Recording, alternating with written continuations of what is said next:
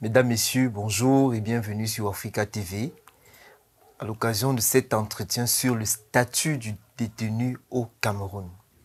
Nous organisons cet entretien dans le cadre de cet échange de présentation d'ouvrage avec M. Michel Gabriel Ngodjob Litet, auteur de cette publication chez l'Harmattan Cameroun, une réflexion sur le statut du détenu au Cameroun, administration pénitentiaire et innovation du code de procédure pénale, avec une préface du magistrat Christophe Nyoben-Lend. Monsieur Ngodjob Litet, bonjour. Bonjour, monsieur le journaliste. Merci de nous accorder cet entretien. Merci de présenter cet ouvrage au public. Soulignons qu'il est publié en 2019 chez l'Harmattan Cameroun. Alors, je voudrais déjà savoir, pour nos téléspectateurs, qu'est-ce qui vous a poussé à faire paraître, à commettre cet ouvrage? Alors, merci de la question. Merci aussi de vous intéresser à cette modeste contribution intellectuelle, à la compréhension des problématiques pénitentiaires au Cameroun et dans le monde. Alors, pour revenir à votre question, je dirais vraiment de façon très ramassée que l'idée de publier sur l'administration pénitentiaire germe à partir d'un manque. Il y a un constat de manque ou d'une insuffisance. Alors, souvenez-vous que lors de l'adoption de la loi portant code de procédure pénale au Cameroun en 2005, en 2006, le vice-premier ministre, garde des Sceaux, M. Amadou Ali, paix à son âme, garde des Sceaux d'alors, organise donc une campagne de vulgarisation du code de procédure pénale. Alors, pendant cette campagne de vulgarisation, il y a un constat que je fais, c'est que l'administration pénitentiaire, comparée à d'autres acteurs de la chaîne de justice pénale, n'occupe pas la place qu'elle devrait occuper. Alors, l'idée m'est donc venue de corriger cette lacune, de corriger cette insuffisance, en mettant en évidence la singularité de l'administration pénitentiaire par rapport à la police judiciaire, par rapport au parquet, par rapport aux juges d'instruction, par rapport aux juges de jugement. Et mettre en corrélation ou en cohérence les interactions qui existent entre ces différents acteurs de la chaîne de justice pénale.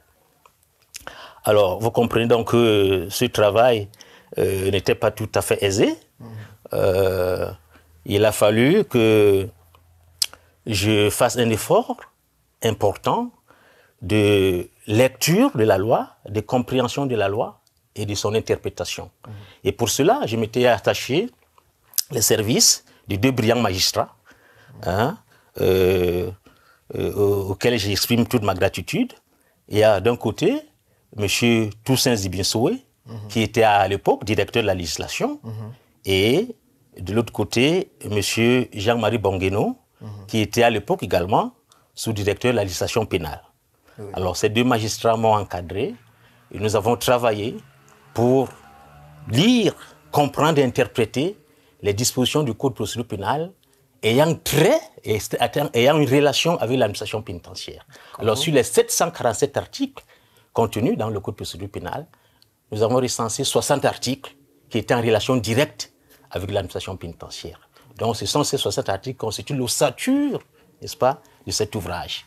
Nous avons donc fait cet effort d'interprétation de ces dispositions pour mettre en évidence la singularité de l'administration pénitentiaire dans la scène de justice pénale. Alors le but étant de vulgariser les missions de l'administration pénitentiaire au Cameroun dans le monde, tout à fait en prenant le code de procédure pénale, c'est-à-dire la loi de 2005 comme prétexte. Voilà. Donc c'était ça et les conditions, le contexte d'écriture de cet ouvrage. D'accord. On note déjà que les 60 articles en question sont mentionnés aux pages 30 et 31 de l'ouvrage. Tout exactement.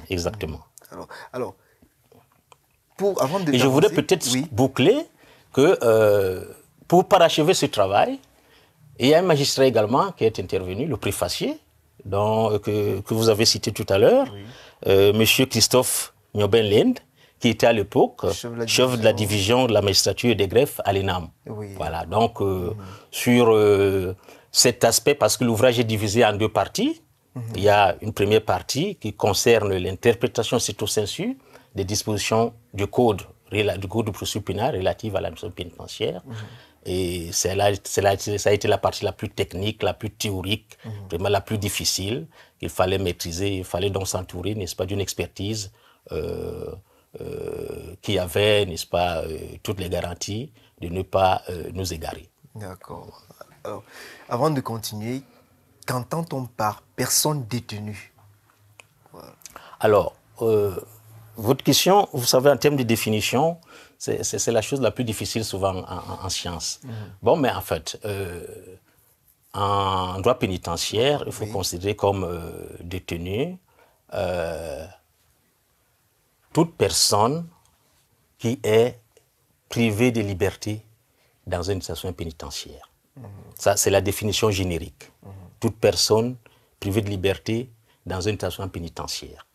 Alors, mais lorsqu'on veut être plus rigoureux, on va faire la distinction entre les personnes qui sont en attente de jugement et les personnes qui purgent déjà des peines privatives de liberté. Suite à un jugement. Suite à un jugement prononcé par des juridictions compétentes, impartiales et indépendantes. Alors, un détenu, donc, pour me résumer, on pourrait dire, c'est d'une part une personne privée de liberté dans une station pénitentiaire et c'est également une personne en attente de jugement dans une station pénitentiaire. C'est-à-dire qui est poursuivie pour une infraction qu'elle a commise, mais qui soit ne s'est pas encore présentée devant un juge, un magistrat, qui traite de son dossier, soit ne se place pas encore devant le jugement, devant le tribunal pour le jugement. Donc, il attend d'être jugé. Voilà. Donc, c'est ça qu'on peut retenir comme définition du détenu. Donc, ces deux approches-là. Donc, la seconde on les oppose donc maintenant aux prisonniers. Les prisonniers, eux, sont des personnes qui purgent des peines d'emprisonnement, c'est-à-dire prononcées par des juridictions indépendantes, compétentes et impartiales. Il y a ceux qui sont en détention provisoire ou préventive, c'est cela? Oui, mais détention provisoire, ce sont les détenus. Voilà, ça rentre dans la catégorie des détenus. Si vous êtes en détention provisoire, ça veut dire que vous attendez le jugement. Oui. Vous ne connaissez pas encore votre sort devant la juridiction. Donc la juridiction ne s'est pas encore prononcée, n'a pas encore infligé une peine pour sanctionner l'infraction. Voilà. Alors, le contraire, c'est celui dont la juridiction a déjà prononcé une peine et il connaît le quantum de sa peine. Oui. Il sait que je suis là pour 1 an, pour 2 ans, pour 10 ans, pour 20 ans, je suis là à vie. Il est prisonnier parce que la décision du tribunal est déjà tombée. Voilà. Au contraire de celui qui attend cette décision et qui peut même ne pas la voir parce qu'il peut être libéré, peut être acquitté. Oui. Voilà. Il peut être mis hors cause. Voilà. Alors, au-delà de cette distinction sémantique, y a-t-il des implications sur le plan des droits et des obligations de l'une ou l'autre catégorie? Absolument. Au sein de l'établissement pénitentiaire. Absolument. Mais c'est ça, toute la pertinence de l'institution carcérale. L'institution carcérale est là pour sécuriser la société, sécuriser le détenu et se sécuriser elle-même. Oui. Voilà. Donc, toute la formation et tout le magistère des personnels pénitentiaires tourne autour, n'est-ce pas, du respect des droits des détenus. Parce que la décision qui prononce la sanction, la peine privative de liberté, ne prononce pas la sanction sur l'exercice de tous les droits. La privation de liberté vous prive de l'exercice de certains droits. Mais il y a des droits qui restent en vigueur et qui sont sacro-saints. Oui. Notamment les droits de première génération, les droits de l'homme de première génération, le droit à la vie. Oui. Hein? La décision de justice n'a pas demandé que parce que vous êtes condamné à 2 ans de prison, vous devez mourir. Aucune autorité, aucune personne n'a le droit de vous ôter la vie. Droit à la santé. Alors, le droit à la santé, ce sont des droits, je peux dire, de deuxième génération. Mais si on s'en tient au droit à la vie, il y a que c'est le droit de l'homme de première génération, il y a le droit à la vie, le droit à l'intégrité physique. Voilà, donc on doit préserver votre vie. Pendant l'exécution de votre peine privative de liberté, on doit préserver votre intégrité physique. Ça veut dire que vous ne devez pas être menacé par toute menace ou tout risque pouvant apporter atteinte à votre vie, à votre intégrité, que ce soit à l'intérieur de la prison comme à l'extérieur. Voilà. Et maintenant, les droits de l'homme de deuxième génération. Le personnel pénitentiaire ont la formation qu'il faut pour pouvoir les respecter. Le droit à la santé, le droit à la santé, le droit à l'alimentation. C'est pas parce que vous êtes privé de liberté, par décision de justice, que vous ne devez pas vous alimenter, qu'on doit vous empêcher de vous alimenter, qu'on doit vous empêcher de vous soigner.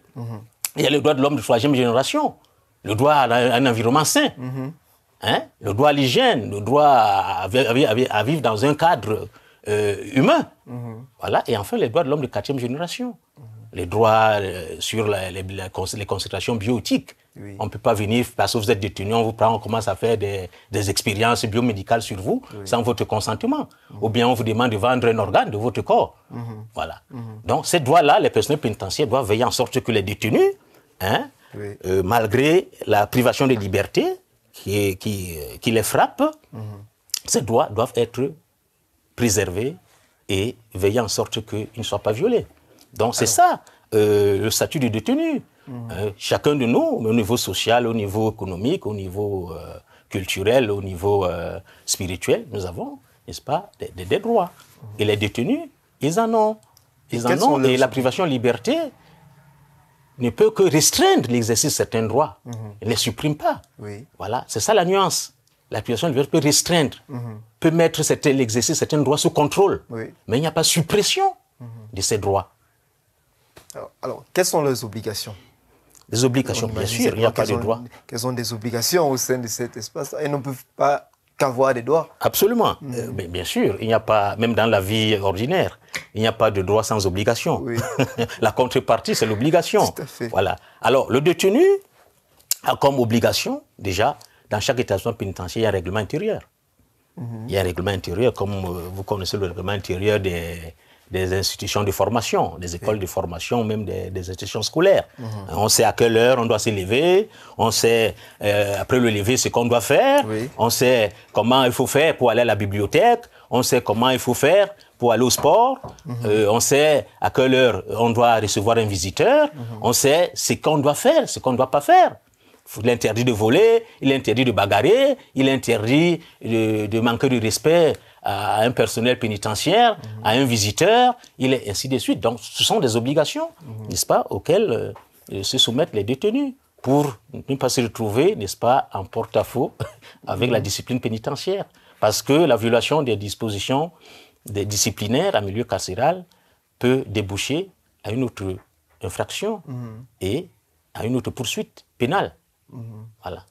On a souvent décrié un peu le fait que les obligations qui pèsent sur les personnes détenues sont plus lourdes que leurs droits et elles évoluent dans des conditions qui ne sont pas toujours tout à fait optimales en termes de confort. Ou alors, et même leurs droits, on n'est pas toujours, elles ne jugent pas toujours de leurs droits, peut-être les droits de visite, des droits des droits peut-être remboursés équitables, ce genre de choses. Est-ce vérifiable en réalité? Est-ce vérifiable? Ou alors c'est juste qu'il y a des produits égarés qui se posent? Oui, disons que c'est parfois aussi une question d'interprétation et de sensibilité. Je ne sais pas à quel pays vous faites allusion, mais ce qu'il faut retenir, c'est que chaque pays a un système pénitentiaire qui comporte des normes. Voilà. Et la première norme, n'est-ce pas, du système pénitentiaire, c'est la Constitution du pays. Et après la Constitution, va venir le Code pénal, le Code pénal, le Code de procédure pénale, et maintenant viennent, n'est-ce pas, les instruments internationaux. Le pacte, déjà la Déclaration universelle des droits de l'homme, le pacte international des droits civiques et politiques, et tous les textes des Nations Unies, les textes régionaux, dans l'Union africaine, la Charte africaine des droits de l'homme et des peuples. Voilà. Donc, ce sont des textes, c'est ce cadre juridique-là, ce cadre normatif qui encadre, n'est-ce pas, le statut des détenus et les droits des détenus. Oui. Voilà. Et chaque pays fait des efforts de s'y conformer. Mais il peut arriver que, c'est pas moi, défaillance professionnelle Oui. ou défaillance technique, les droits des détenus soient mis à mal dans tel ou tel système, pendant telle période. Ça peut arriver, c'est compréhensible. Mais ce n'est pas à applaudir, ce n'est pas à encourager. Tous les gouvernements, tous les pays, tous les systèmes, tous les personnels doivent faire des efforts au quotidien pour que les droits des détenus soient préservés, soient respectés. Cela fait partie, n'est-ce pas, de la dignité humaine, du respect de la dignité humaine et de sa protection. Il est à noter quand même que le système, du moins le système carcéral, davantage des établissements pénitentiaires camerounais, font l'objet de beaucoup d'encouragement du fait d'un travail positif dans l'amélioration, dans l'encadrement des personnes détenues.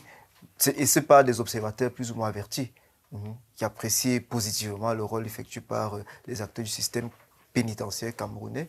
Et vous soulignez d'ailleurs à la page 197 que le travail pénitentiaire se présente comme une soupape axiale favorisant la meilleure exécution de la peine d'emprisonnement au profit de toutes les parties en présence. Fin de citation. Alors, nous aimerons savoir quelle est la place du système public pénitentiaire dans la chaîne de la justice pénale. Alors, mais quand vous parlez de chaîne, ça veut dire qu'il y a d'autres maillons. Oui. Voilà. Donc, lorsqu'on parle du système de justice pénale, il y a 4 maillons essentiels.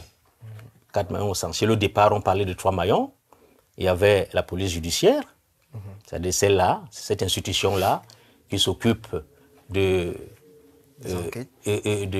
rechercher les infractions, d'interpeller les auteurs, de mener les enquêtes, de rassembler les preuves et de les soumettre, n'est-ce pas, au parquet. Enfin, au parquet ou au juge d'instruction. Voilà, on est déjà là vers le deuxième maillon. Le deuxième maillon, c'est le tribunal, c'est la justice pénale, voilà, qui comporte généralement 3 entités. Avec l'avènement de la loi de 2005, dans le cours de procédure pénale, on a le parquet, on a le juge d'instruction et on a le tribunal. Donc c'est le deuxième maillon de la chaîne pénale. Et le troisième maillon, c'est l'administration pénitentiaire. C'est cette institution-là qui est chargée, n'est-ce pas, d'exécuter les décisions de justice. C'est le troisième maillon. Ça veut dire que sans ce maillon, n'est-ce pas, le travail fait en amont par les 2 premières chaînes, que c'est les 2 premiers maillons, n'aurait pas de fait, n'aurait pas de visibilité. Parce que lorsque le juge d'instruction ou le procureur ou même le tribunal décide de la privation de liberté, soit comme mesure, soit comme jugement, il faudrait que l'administration pénitentiaire prenne le relais. Et donc, l'administration pénitentiaire intervient donc ici pour exécuter la décision rendue par une autorité judiciaire qui peut être une mesure privative de liberté comme une sanction privative de liberté. En ce moment, elle doit, exercer les charges de son office qui consiste à sécuriser le détenu, à respecter ses droits de détenu, à sécuriser l'environnement dans lequel il vit, à rendre cet environnement sécurisé et sûr, sûr pour le détenu, sûr pour la population. Et c'est à ce moment-là que le concept d'évasion a tout son poids. Parce que le détenu, la personne privée de liberté, soit comme mesure, soit comme sanction, ne devrait pas, n'est-ce pas, s'échapper des mains de l'administration pénitentiaire. Parce que lorsque cette personne est détenue, c'est-à-dire en attente de jugement, il faudrait qu'à chaque fois que les autorités judiciaires ont besoin de cette personne, que l'administration pénitentiaire puisse la présenter, pour qu'elle puisse répondre de ses actes. Voilà. Et si elle est déjà condamnée, il ne faudrait pas qu'avant l'expiration de sa peine prononcée par le tribunal, que cette personne se retrouve en liberté. Voilà donc en quoi est-ce que le concept d'évasion a tout son pesant d'or dans le travail de l'administration pénitentiaire. Alors, il y a donc, notamment concernant les charges, le travail de l'administration pénitentiaire, d'autres éléments qui interviennent, notamment l'encadrement du détenu.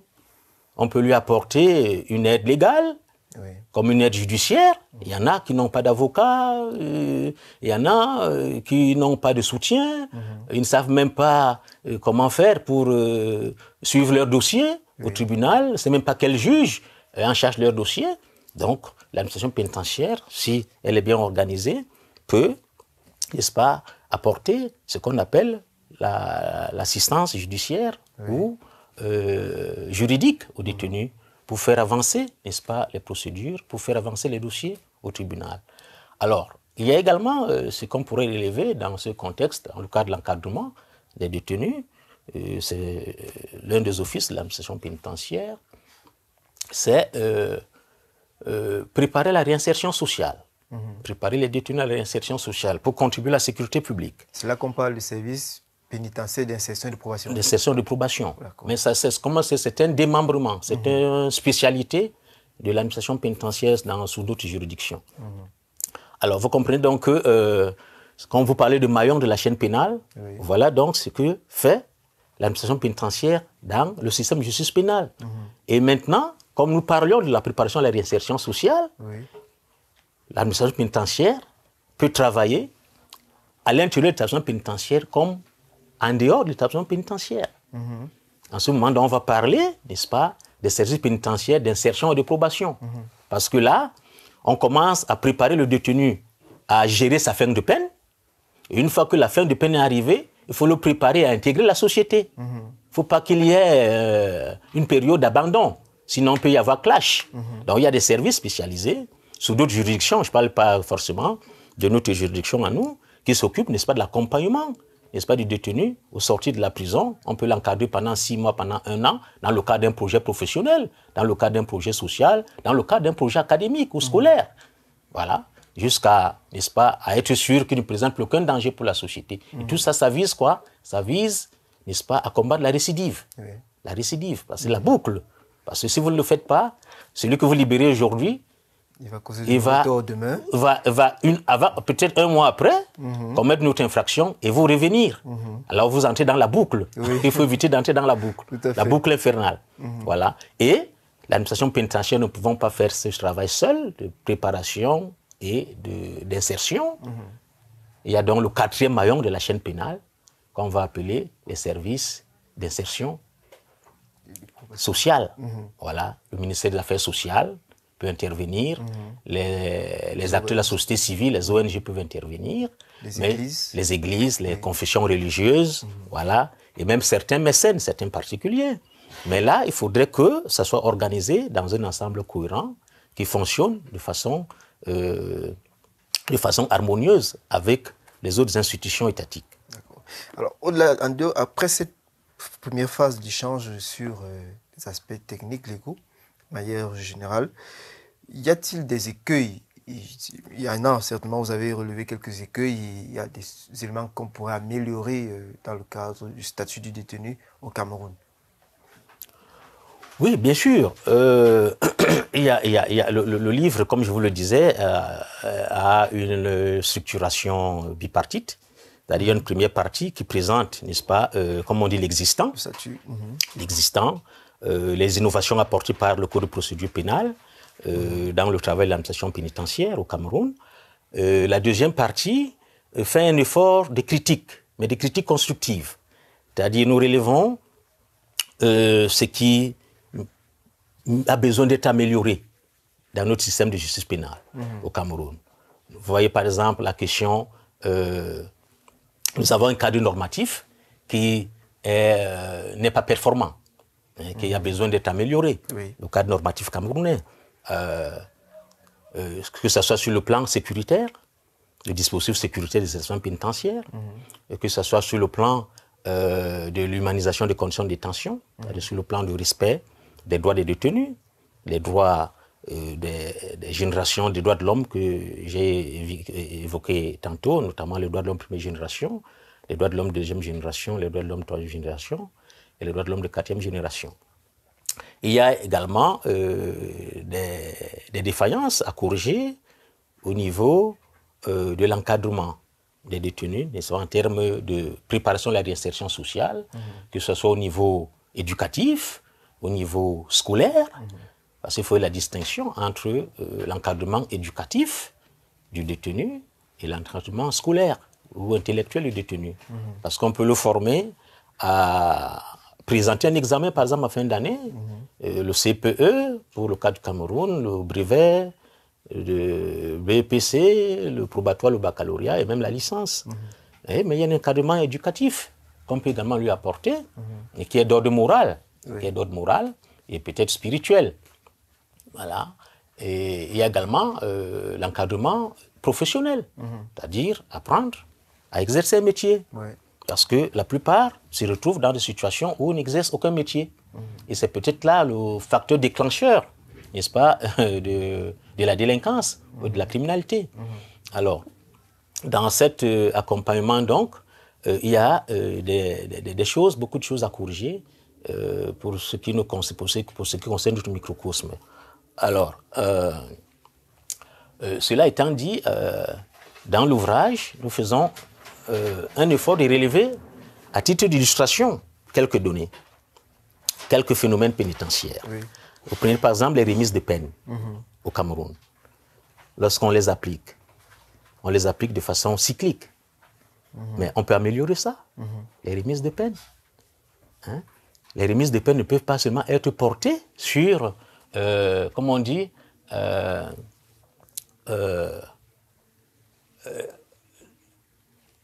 peuvent être améliorées et être portées sur, non pas seulement la contrepartie éthique du détenu, parce que lorsque on les applique, on dit pour les détenus qui ne sont pas en état d'évasion et qui se sont bien comportés. Oui, d'accord, mais on peut améliorer ça. Un détenu, par exemple, qui, je prends un exemple comme ça au pif, un détenu qui, au cours peut-être de l'année scolaire ou en cours ou dernière, a eu un examen, hein, et qui est mineur, et peut bénéficier, on peut le proposer à la remise de peine, parce qu'il vient bien de braver le CPE, hein, ou bien le BPC. C'est un facteur de motivation. Alors, on pourrait aller plus loin, en proposant même ce qu'on appelle, ce qui manque à notre système pénitentiaire, le plan d'exécution de peine. Nous n'avons pas un plan d'exécution de peine. Donc, vous voyez, donc, c'est-à-dire, ça veut dire que le chef d'établissement pénitentiaire, qui travaille comme un manager, doit avoir une traçabilité du comportement et des attentes des détenus de l'entrée à la sortie. Voilà. Il sait que vous venez là, monsieur X, Y, Z ont été condamnés pour 2 ans, 5 ans et 10 ans. Voilà à quel programme on peut les soumettre pour que leur séjour en milieu carcéral soit bénéfique à eux, à l'administration pénitentiaire et à la société. Alors on les inscrit dans un programme. Voilà, pendant 2 ans, vous allez, voilà comment est-ce qu'on va vous orienter, voilà comment on va vous encadrer. Voilà, pour qu'au bout de 2 ans, vous puissiez gagner quelque chose de votre privation de liberté. Voilà. Que la société également. On peut vous former, on peut vous mettre à l'école, on peut vous éduquer ou bien vous rééduquer. Voilà, ce qu'on attend d'un plan d'exécution de la peine. Alors, ce plan dépend également de la durée. Alors, si vous êtes là pour 5 ans, on peut vous inscrire dans un programme qui, au bout du compte, va vous permettre de vous améliorer qualitativement. Et également, ce plan permet, si les biens judicieusement exploités, de raccourcir les peines de détention, les peines d'emprisonnement, au vu des prestations, au vu de votre volonté à vous améliorer. Voilà. Ce sont des défaillances que nous constatons dans notre système. Et on pourrait aller plus loin en citant certains phénomènes pénitentiaires tels que les évacuations sanitaires, tels que comment dire, les maladies chroniques, les maladies graves, incurables, chroniques, déclarées chroniques, incurables, pour certains détenus. Comme on dit, les détenus qui sont du 3e âge, en fin de cycle de vie. Est-ce qu'il faudrait les maintenir en détention parce qu'il leur reste encore 20-30 ans, quelqu'un qui a déjà 70 ans. Voilà. Donc, voilà autant de préoccupations qui sont soulevées dans l'ouvrage. Mais le bémol, c'est d'amener à réfléchir sur la pertinence de la privation de la liberté. Oui. C'est la question au fond qui peut, la pertinence de la privation de la liberté. Est-ce que la privation de liberté, comme sanction, à elle seule, nous permet de combattre la délinquance et la criminalité? Point du tout. Est-ce qu'il ne faudrait pas, au sein de la privation de liberté, apporter des accompagnements, des ajustements qui permettent à toutes les parties prenantes de tirer le meilleur profit de la période de la privation de liberté? Voilà toute la problématique, n'est-ce pas, tout l'intérêt de ce travail. D'accord, merci. Alors, 426 pages pour comprendre le statut du détenu au Cameroun, avec, entre autres, un glossaire, une orientation sur le régime juridique de la personne détenue au Cameroun et surtout un avantage en termes méthodologiques, pédagogiques. Les questions il y a des questions qui sont immédiatement posées et répondues sur le champ en termes de commentaires sur la base de la loi. Monsieur Michel Gabriel Ngodjob Litet, merci. Oui. Et un dernier mot. Oui, j'aimerais que nous parlions un peu de l'intérêt de la publication. Oui.